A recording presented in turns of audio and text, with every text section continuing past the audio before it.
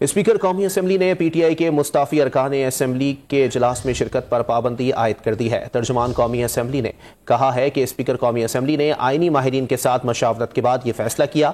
मजीद जानते हैं don news के नुमाइंदे इरफान सदोजई से। जी इरफान, अपडेट कीजिएगा इस हवाले से।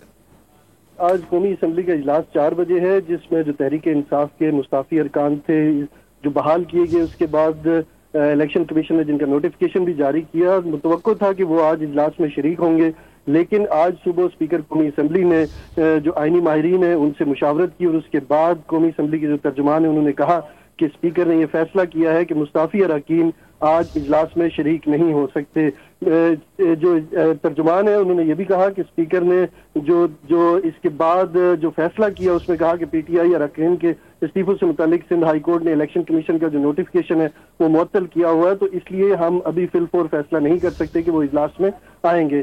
सिंध हाई कोर्ट ने स्पीकर कौमी असम्बली के फैसले से मुतालिक अभी तक कोई फैसला नहीं दिया है, तो लिहाजा मुस्ताफी होने वाले जो अरकान है अब कौमी असम्बली के रुकन नहीं रहे और कौमी असम्बली का जो ऐवान है उस कार्रवाई के दौरान कोई भी ऐसा रुकन जो कौमी असम्बली का मेंबर नहीं है वो ऐवान के अंदर दाखिल नहीं हो सकता।